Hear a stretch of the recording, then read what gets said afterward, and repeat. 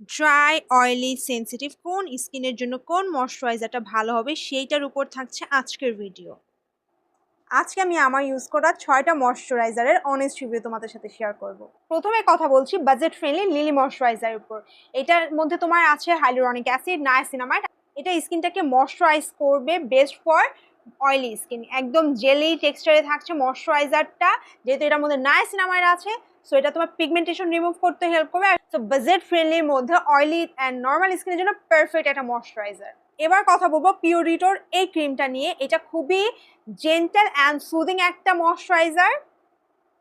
এটাও তোমার light weight থাকছে, হ্যাভি থাকছে না। সেনসিটিভ স্কিনের জন্য পারফেক্ট একটা ময়েশ্চারাইজার। যখন এটা ফেসে অ্যাপ্লাই করবা কোনো প্রকার ইরিটেশন ফিল হবে না। এবার কথা বলবো মোস্ট ডিমান্ডিং কোজরেক্সের এই স্নেল ময়েশ্চারাইজারটা নিয়ে। এটার মধ্যে স্নেল মিউজিন থাকে, এটা কিন্তু স্কিনটাকে সুপার হাইড্রেট করে, ব্যারিয়ার্স রিপেয়ার করতে হেল্প করে, আর রেগুলার ইউজে স্কিন হবে গ্লাস স্কিনের মতো। যাদের ড্রাই স্কিন তাদের জন্য বেস্ট একটা ময়েশ্চারাইজার। এবার কথা বলবো বাজেট ফ্রেন্ডলির মধ্যে কোজরেক্সের অল্টারনেট ডাবল স্নেল ময়েশ্চারাইজারটা নিয়ে। এটা হচ্ছে তোমার কোজরেক্স যে ময়েশ্চারাইজারটা আছে ওটার মতো স্কিনটা ডিপলি হাইড্রেট করবে না, মিডিয়াম একটা হাইড্রেশন দিবে। যে কোনো ধরনের স্কিন টাইপের আপুরা এটা ইউজ করতে পারবা। এবার কথা বলবো হাইপড ব্র্যান্ড মেডিকিউবের ময়েশ্চারাইজারটা নিয়ে। এটা হচ্ছে মেডিকিউবের 15% নায়াসিনামাইড ময়েশ্চারাইজারটা। এখানে নায়াসিনামাইড বেশি পরিমাণে থাকা, এটা স্কিনটা ব্রাইট করতে হেল্প করবে, অয়েল কন্ট্রোল করতে হেল্প করবে। অ্যাকনে প্রন স্কিনের জন্য পারফেক্ট একটা ময়েশ্চারাইজার। এখানে তোমার ভিতরে ক্যাপসুল আছে, সো ক্যাপসুল আর জেল দুটা মিক্স করে অ্যাপ্লাই করতে হবে। এটা কিন্তু তুলনামূলক অন্যান্য ময়েশ্চারাইজার থেকে একটু স্ট্রং, যেহেতু এটার মধ্যে নায়াসিনামাইড 15% আছে, সো এটা সব স্কিনে স্যুট নাও করতে পারে। এটা অ্যাপ্লাই করার পর স্কিনটা একটু ইরিটেশন ফিল হতে পারে। এখন দেখবা স্কিনে একটু ইরিটেশন ফিল হচ্ছে, তো প্রথম তোমরা একদিন গ্যাপ দিয়ে অথবা কম পরিমাণ নিয়ে ইউজ করে দেখতে পারো। যখন এটা স্কিনে স্যুট করে যাবে তখন এটা তোমরা প্রপার ভাবে ইউজ করতে পারো।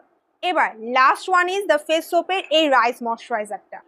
এটা হচ্ছে একটা glow boosting moisturizer, lightweight, daily ইউজের জন্য পারফেক্ট একটা ময়েশ্চারাইজার। সকল টাইপের স্কিনে এটা অ্যাপ্লাই করা যাবে। নাও ভেরি ইম্পর্টেন্ট টপিক, কম্পারিজন। এখন এতগুলো ময়েশ্চারাইজারের মধ্যে কোনটা ভালো হবে কোনটা খারাপ হবে, এটা কম্পারিজনটা এখন আমি তোমাদের সাথে শেয়ার করবো। ড্রাই স্কিনের জন্য বেস্ট হবে কোজরেক্সের এই স্নেল ময়েশ্চারাইজারটা অ্যান্ড দ্য ফেস সোপের এই রাইস ময়েশ্চারাইজারটা। এই দুটা থেকে যে কোনো একটা তোমরা পারচেস করতে পারো তোমাদের বাজেট অনুযায়ী। অয়েলি স্কিনের জন্য মেডিকিউব বেস্ট হবে, আর যাদের সেনসিটিভ স্কিন তাদের জন্য পিউরিটোর এই ময়েশ্চারাইজারটা বেস্ট। অ্যান্ড বাজেটের মধ্যে ময়েশ্চারাইজার ইউজ করতে চাও তাহলে এই দুটা ময়েশ্চারাইজার ইউজ করতে পারো। পার্সোনালি আমার কাছে কোজরেক্স আর পিউরিটো এই দুটা ময়েশ্চারাইজারটা খুবই ভালো লাগে, যেহেতু আমার কম্বিনেশন একটা prawn and sensitive skin, so আমার স্কিনে এই দুটা ময়েশ্চারাইজার খুব ভালোভাবে স্যুট করেছে।